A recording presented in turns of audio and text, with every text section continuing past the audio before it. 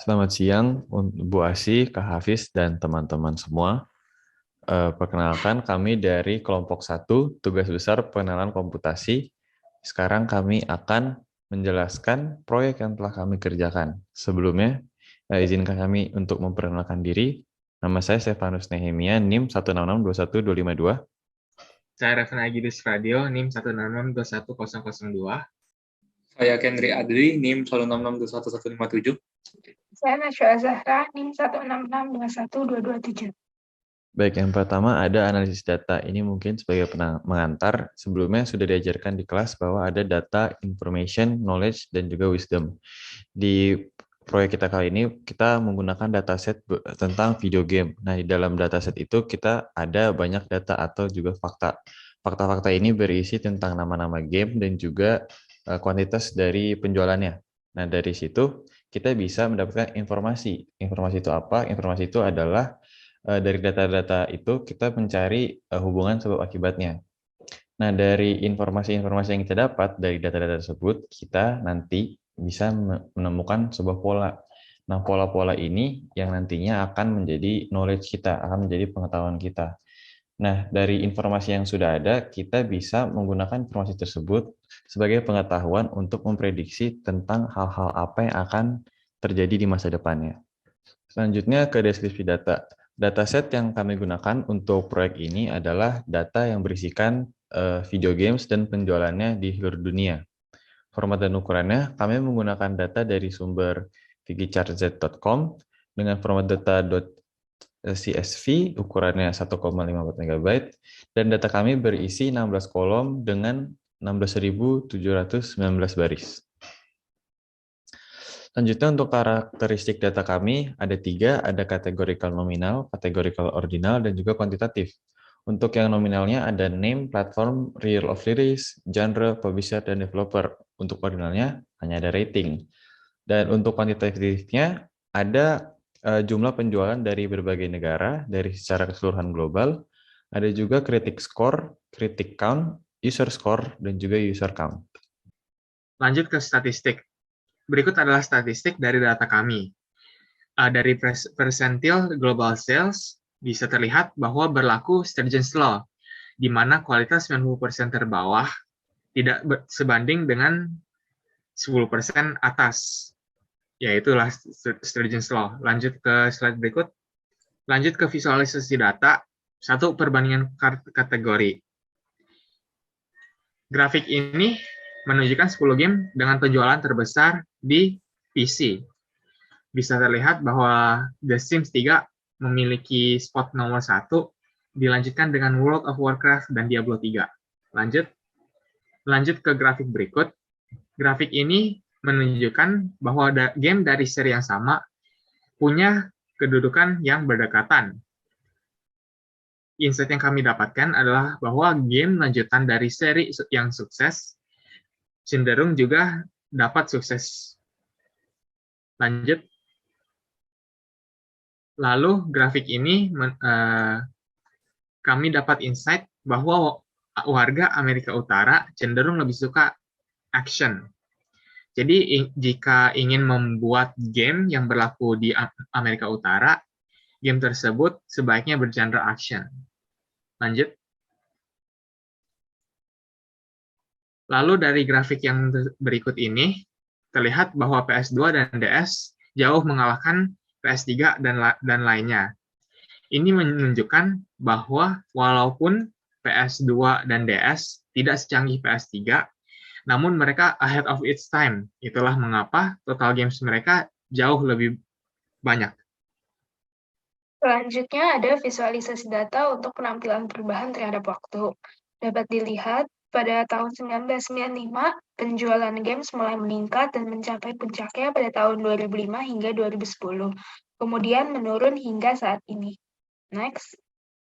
Ini ada tren untuk PS2, dan PS3. Penjualan dimulai dari sekitar tahun 1995, kemudian games pada PS1 mulai menurun ketika PS2 mulai rilis. Games di PS2 mulai rilis, kemudian begitu juga games di PS2 mulai turun saat games di PS3 mulai rilis, dan menuju ke 2015, games di PS3 mulai menurun. Next, berikut adalah total games untuk masing-masing kategori rating. Di sini ada kategori rating E, yaitu everyone untuk semua usia, lalu T, teenager untuk remaja usia 13 tahun ke atas, M, mature untuk 18 tahun ke atas, dan S10 plus untuk anak-anak usia 10 tahun ke atas. Yang paling banyak total games adalah di kategori rating E, everyone, atau semua usia. Next-nya ada publisher dengan penjualan global tertinggi. Untuk posisi pertama dipegang oleh Nintendo, kemudian Electronic Arts, dan Activision, dan lain-lain. Nah, meskipun Nintendo di sini merupakan publisher dengan penjualan global tertinggi, tapi bukan berarti Nintendo mendominasi jumlah games yang ada. Kemudian selanjutnya ada jumlah penjualan setiap tahunnya dengan komposisi masing-masing wilayah.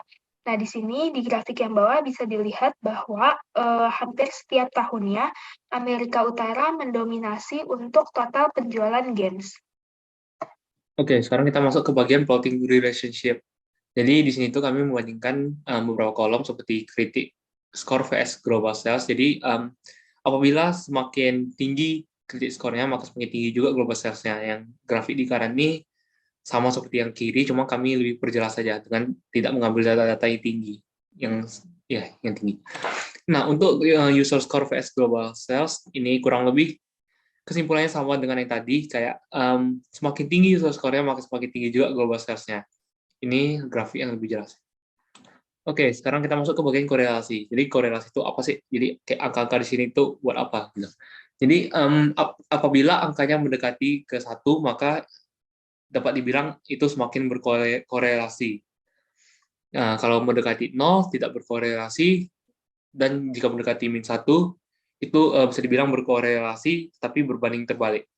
Nah, contohnya seperti ini, global sales dengan NA sales. Ini kan angkanya 0,94, berarti ini sangat berkorelasi. Jika global sales naik, maka NA sales naik juga. Nah, oke. Sekarang kita masuk ke bagian data cleansing. Jadi, kami itu ngecek dulu datanya, ada yang aneh nggak di situ. Nah, rupanya ada yang aneh nih, user score-nya itu berupa objek. Harusnya ini kan berupa float, soalnya user score ini berupa angka. Jadi kami ubah user score-nya menjadi float 64, terus rupanya error, karena terdapat string TBD. TBD itu, TBD itu singkatan dari to be determined. Sebenarnya ini intinya samanya dengan kolom kosong. Jadi kami ubah semua bagian yang semua user score yang terdapat TBD menjadi np.nan biar dapat diolah. Nah, ini dapat dilihat, ini user score-nya sudah berubah dalam float 64. Oke, untuk presentasi data kotor setiap kolom lihat di sini. Jadi untuk data kotor ini kami nggak ngebuang datanya tetap kami olah. Cuma ya biar lebih akurat aja gitu kami olah. Oke, jadi kesimpulan yang kita dapat dari tugas besar ini adalah zaman ini kan terlalu banyak nih data yang beredar. Jadi kayak data yang beredar tuh kayak susah tuh buat diolahnya. Jadi dengan Python ini kita dapat mengolah banyak data yang beredar. Terus dalam penerapannya tuh kita juga perlu logika agar kita dapat mengekstrak informasi yang kita perlukan. Jadi bisa dibilang Python ini sangat membantu dalam data analisis.